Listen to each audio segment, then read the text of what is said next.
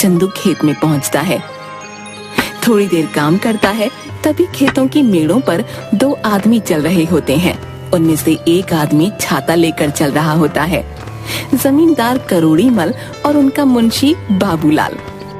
साहब, यह है चंदू। सुना है इसकी फसल बहुत अच्छी निकलती है। इस बार 8 बोरी चावल के लिए इसे बोल देते हैं। करीब है, 2 पैसा कमा लेगा तो दुआ ही देगा। ठीक है बाबूलाल, जाके इसे बता दो। जी मालिक। अरे ओ चंदू, सुन तो। क्या बात है बाबूलाल भाई?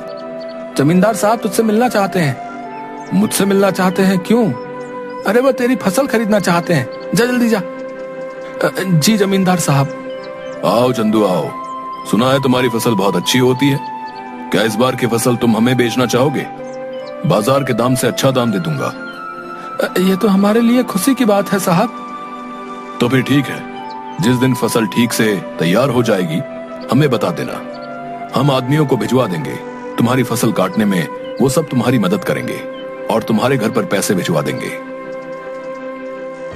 उसके बाद जमींदार चला जाता है। चंदू फिर से खेत में वापस आकर काम करने लगता है। थोड़ी देर बाद मीना वहाँ आ जाती है। सुनिए जी, आ जाइए, आपके लिए खाना लेकर आई हूँ, और हाँ, साथ में लस्सी भी लाई हूँ। आता हूँ। इसके बाद चंदू मीना के पास पहुँच जाता है। लाओ लाओ, बड़ी भूख लगी है। लीजिए। मीना, जमींदार जी आए थे। जानती हो उन्होंने क्या कहा? क्या कहा? उन्होंने कहा कि वो हमारी इस बार की फसल खरीदना चाहते हैं और बाजार से अच्छे दाम भी देंगे। ये तो बड़ी खुशी की बात है। ये सब माता रानी की कृपा से हुआ है। मैं कहती थी ना, एक दिन सब ठीक हो जाएगा। माता रानी करे ऐसा ही हो। इसके बाद दोनों घर चले जाते हैं। इसके बाद चंदू सो जाता है। चंदू शाम को उठा और घर के आंगन में लगी क्यारी से सब्जियां निकाली। मैं ये सब्जी बेच के आता हूँ, ठीक है? सुनिए, आप समय से आ जाइएगा, रात होने से पहले। ठीक है। उसके बाद मंडी में सब्जियां बेचकर वापस आते वक्त एक मछली के ठेले के पास। मछली कैसे दे रहे हो भाई? भाई चंदू सुनो, तुम ये दोनों ले जाओ 100 रुपए में। मुझे जरा जल्दी घर जाना है। ये लो भाई 100 रुपए। आज मीना को कहूंगा मछली के गर्मा गर्म पकौड़े खिला दे। चंदू घर पहुंचा। अरे ओ मीना, कहाँ हो? ये लो मछली। आज पकौड़े खाने का दिल कर रहा है, जरा बना दो। जी हाँ ठीक है, लेकिन पहले आप हाथ मुंह धो लीजिए। इसके बाद मीना मछली पकाने लग गई। अरे वाह, तुम्हारा कोई जवाब नहीं। आहा, क्या पकौड़े बनाए हैं, वाह वाह वाह। इसी तरह कई महीने बीत गए। चंदू के खेतों में सोने की तरह चमकने वाली फसल तैयार हो गई। मीना, मैं खेत में जा रहा हूँ। जमींदार के आदमी पहुँचते ही होंगे। ठीक है। चंदू खेत में गया। चल चंदू, तैयार हो जा, बहुत काम करना बाकी है आज। जमींदार के आदमी वहाँ पहुँच गए। चलिए सब काम पर लग जाते हैं। सेठ ने कहा है जल्दी से सारा काम निपटा कर फसल चंदू के घर पहुंचा देना। सबने मिलकर फसल काटी और 8 बोरियां तैयार कर दी। तभी वहाँ मीना आई।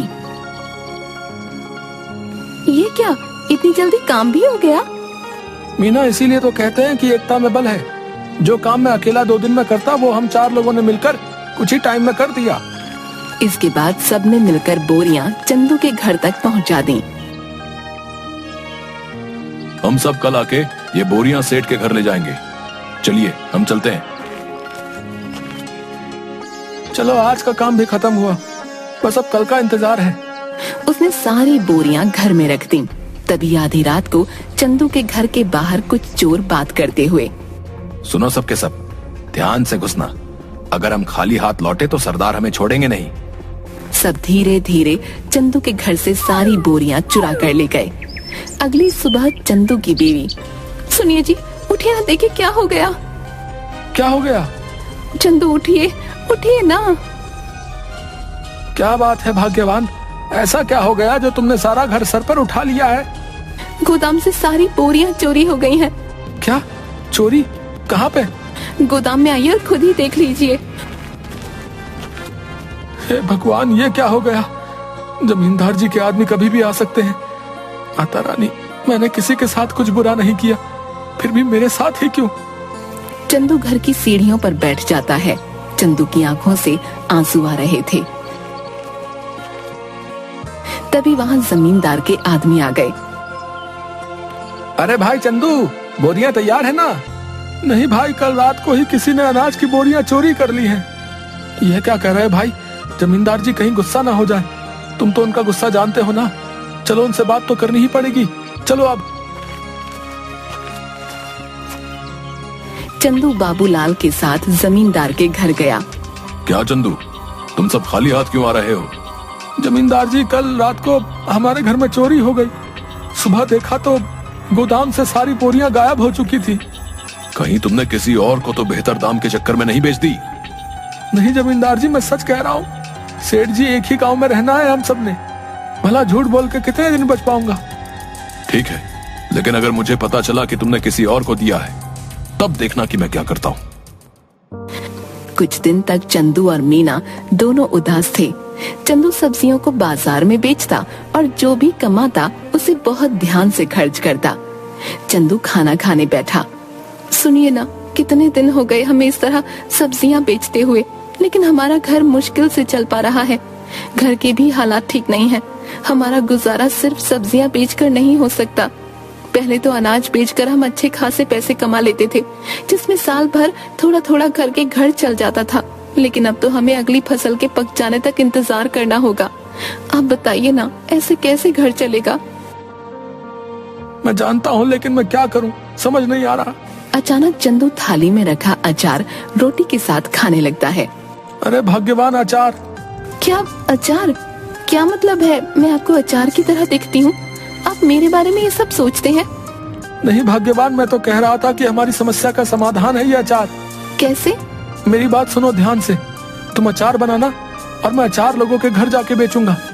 पहले हम लोगों को अचार का स्वाद चखाएंगे, उन्हें पसंद आया तो वो खरीद लेंगे। अगर पसंद नहीं आया तो? अरे कैसे नहीं आएगा?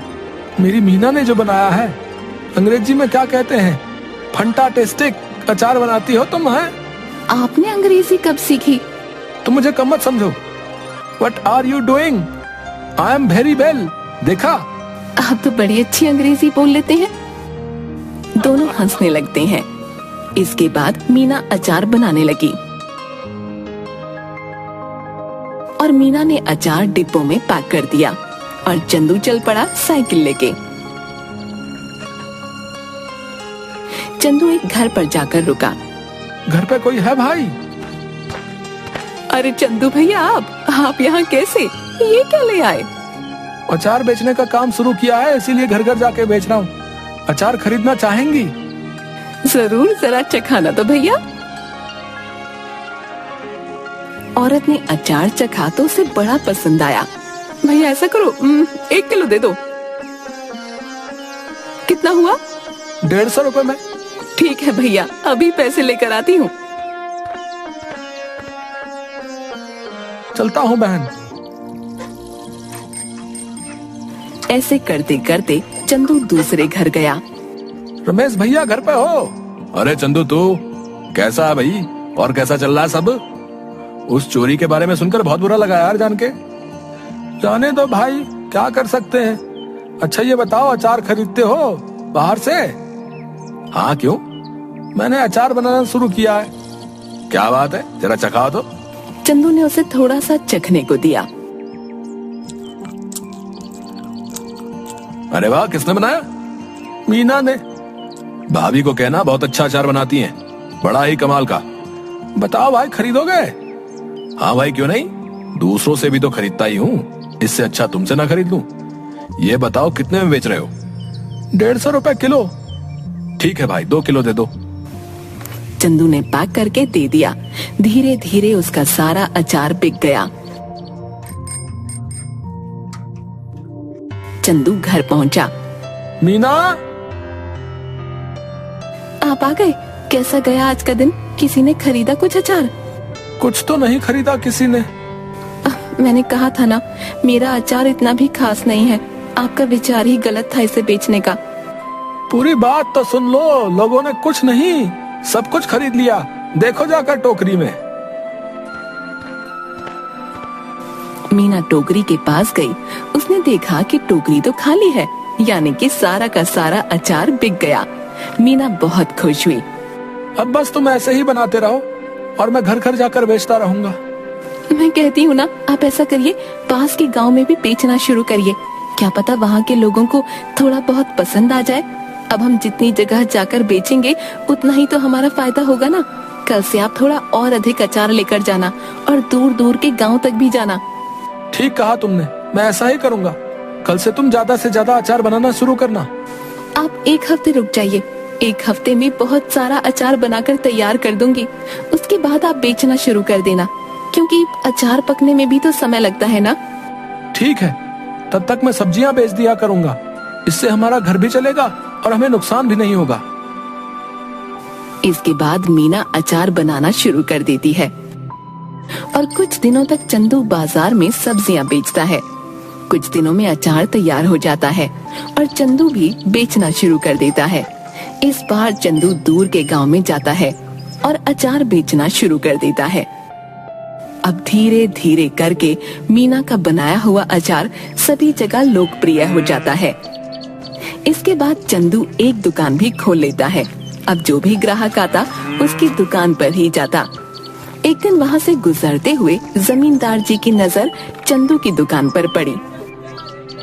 क्या बात है चंदू, तुम्हारी तो दुकान चल पड़ी। जरा अचार तो चखाना। सुना है तुम्हारी दुकान का अचार सभी को बहुत पसंद आ रहा है। ये तो सबका प्यार है जमींदार साहब। ये लीजिए, आप इसे चख लीजिए।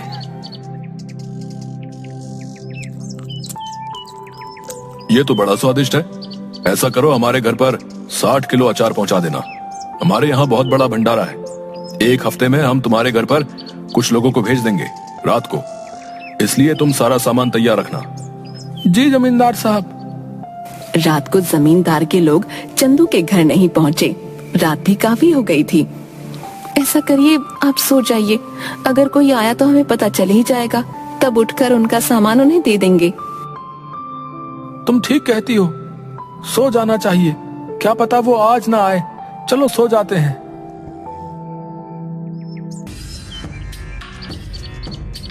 अगले दिन जब चंदू और मीना उठे तो घर में फिर से चोरी हो चुकी थी। इस बार चोरी अचार की हुई थी। सुनिए, घर में फिर से चोरी हो गई है। किसी ने इस बार हमारा रखा हुआ अचार चुरा लिया। चंदू उठा और जाकर अचार जहाँ रखा था वहाँ देखने लगा। मैं जमींदार साहब को बता कर आता हूँ। उन्हें कहीं और से पता चलेगा तो कहीं वो गुस्सा ना हो जाए। ठीक है, आप संभाल लेना सब कुछ इस बार।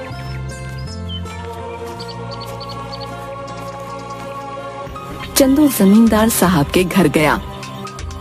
जमींदार साहब, इस बार फिर से आपके लिए जो हमने अचार तैयार किया था वो चोरी हो गया। ये हमेशा मेरे साथ ही क्यों हो रहा है? मैं तुमसे कुछ भी मंगाता हूँ और वो तुम्हारे घर में चोरी हो जाता है। मुझे लगता है तुम मुझे अपना सामान बेचना ही नहीं चाहते। ठीक है, मैं भी नहीं खरीदूंगा आज के बाद तुम्हारा कोई सामान। जाओ।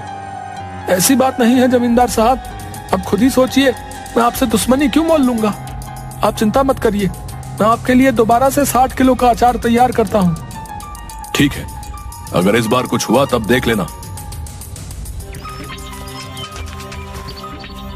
चंदू अपने घर गया और सोचने लगा कि अब इस चोर को कैसे रोके। इस बार चंदू ने बहुत सारे मटकों को एक जगह पर रखा और चला गया। अचानक आधी रात को आवाज आई। सारे के सारे चोर दर्द से चिल्ला रहे थे। अब जैसे ही चंदू उस कमरे में गया जहाँ पर अचार रखा हुआ था, तो वहाँ देखा सारे के सारे चोर जमीन में लेटकर चिल्ला रहे थे और अपनी आंखें मल रहे थे। ये क्या कर दिया? कोई बचाओ हमें। पानी पानी दो हमें कोई। अरे हमारी आंखें जल रही हैं। अब आया ना मजा? मेरे घर में जैसे तुम्हें आदत ही पड़ गई है चोरी करने की। क्या मजा आता है तुम्हें ये करके? है इतना दिमाग चोरी में लगाते हो, कुछ और कर लेते ना, अभी तो चैन से अपनी जिंदगी बिता रहे होते। पर नहीं, तुम्हें तो चोरी ही करनी है। लो करो अब चलो बताओ, क्यों कर रहे थे चोरी? ये सब हम अपनी मर्जी से नहीं कर रहे थे। हमें सब करने के लिए बाबूलाल ने कहा था। क्या बाबूलाल? भला उसे क्या जरूरत पड़ गई? ये तो मुझे नहीं पता। आप हमें माफ कर दीजिए। अब पुलिस को मत बुलाना बस। ठीक है, नहीं बुलाऊंगा, पर मेरी एक शर्त है। अगर गांव में तुमने दोबारा कभी चोरी की तो मैं बाबूलाल की मदद लेकर तुम्हें पुलिस के हवाले कर दूंगा। ऐसी नौबत नहीं आएगी चंदू भाई, हमें माफ कर दो। इसके बाद चोर चले गए। अगले दिन चंदू जमींदार साहब के घर गया। उसने जमींदार साहब को सारी बातें बता दी। जमींदार साहब, ये बाबूलाल ही है जिसने आज तक हमारे घर में चोरियां करवाई हैं। तुम कैसे कह सकते हो कि सारी चोरियां बाबूलाल ने ही कराई हैं?